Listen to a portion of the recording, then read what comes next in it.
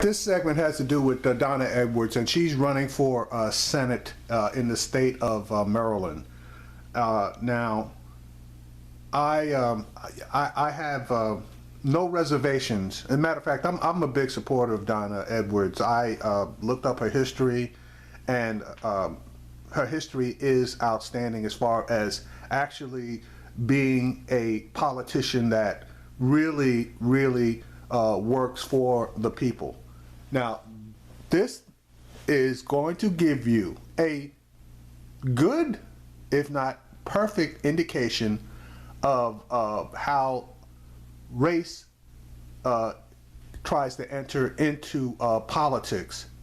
I'm going to play the segment, and Roland is going to give you a lot of information regarding Maryland and the Congressional Black Caucus, where they stand, etc. Then I'm going to come in with my commentary. In Maryland, there's a tight race for the United States Senate. Barbara Mikulski, she is retiring, and you have two candidates who are trying to replace her. Congressman Chris Van Hollen, you could say he is the establishment. Of course, the House Democratic leadership, a lot of folks are backing him, but guess what? You have Congresswoman Donna Edwards. Many folks said she pretty much had no shot at beating Chris Van Hollen, but now a recent poll shows that she's up possibly 10 points. Chris Van Hollen then released an internal poll showing that he's up against her. But the reality is Edwards is appealing specifically to African Americans, to women. Van Hollen, he has, of course, lots of support, lots of money, even from a significant number of party elders. He also touts twice as many black endorsements as Congresswoman Edwards. But what's going on here in terms of this particular race? A lot of people also don't realize that with African Americans making up 2/5 of all voters in Maryland, Maryland is actually the second blackest state in the country behind Mississippi. That's right. So let's talk about it with our panel here. This is what's interesting because, first of all, Congressman Elijah Cummings chose not to run. He was leading in all polls, had money in the bank, but Congresswoman Edwards jumped out there initially.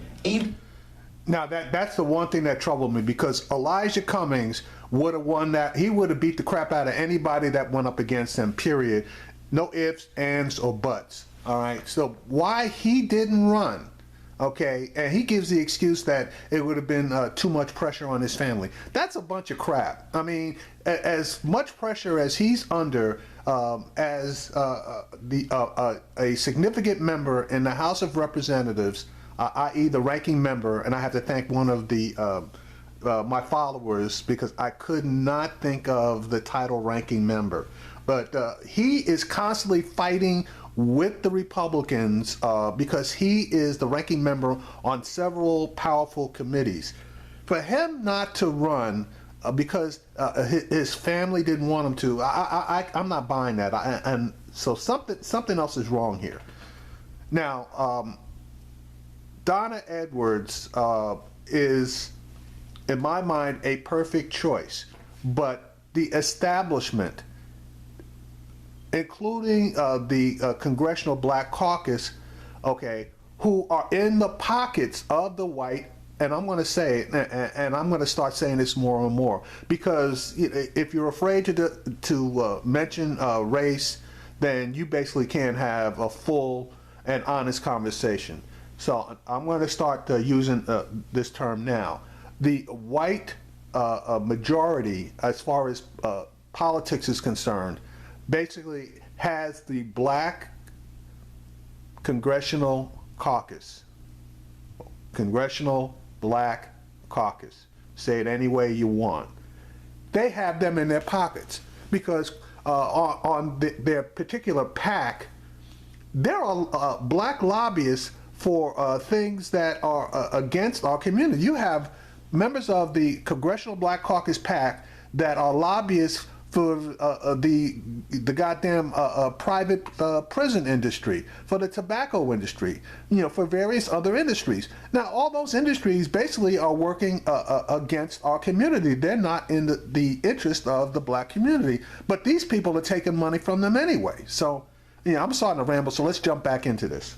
Even then, he was still showing that he could easily beat both of them, but he chose not to run. Now we are 20 plus days away from the primary.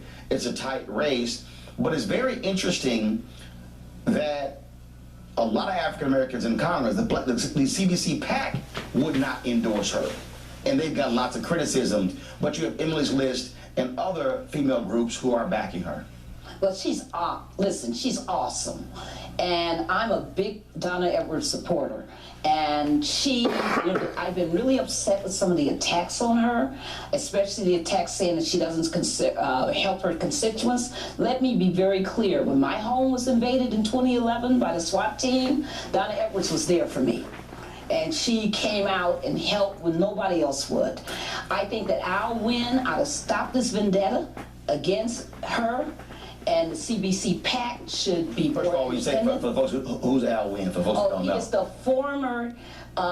He's a former representative from the 4th Congressional District in Maryland, who she beat. Got it. And remember that her appeal isn't just because she's great as a woman and great as an African American. Her appeal is that she's a great progressive. Gotcha, Chris. And she really has been running her progressive platform very strongly and appealing to a lot of Marylanders. All right, see, and that's the type of person that we need. We need younger people to replace these older members. Now, in this particular case, she's replacing a white woman who, in my opinion, she was excellent.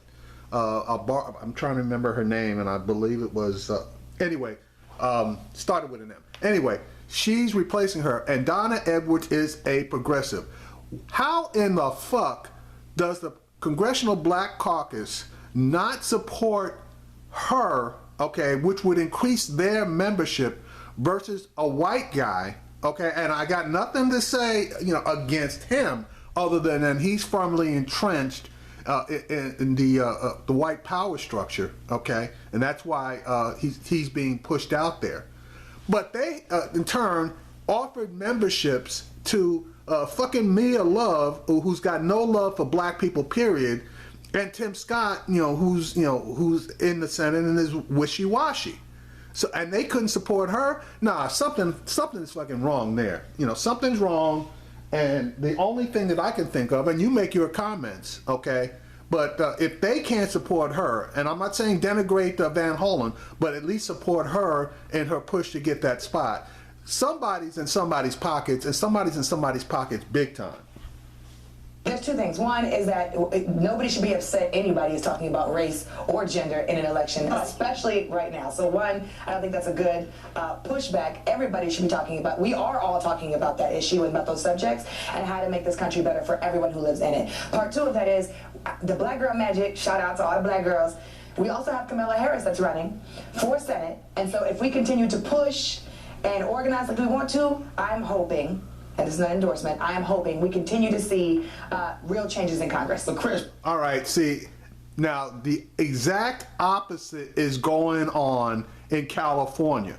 Kamala Harris, okay, who is the state attorney general in California, a black woman, okay, is running to take Barbara Boxer's seat. And she has a tremendous number of people supporting her, both white and black. And if I'm not mistaken, okay, and I could be, I believe that the Congressional Black Caucus has come out in support of her. So why Kamala Harris, okay, which is an Obama favorite, by the way, and not Donna Edwards?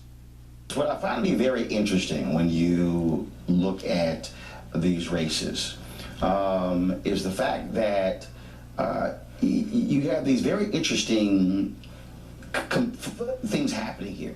Again, you have Chris Van Hollen. Folks are touting his family, how he was raised. He was born to be, a United States Senator, which I don't even understand what in the hell that means. What that means is white privilege.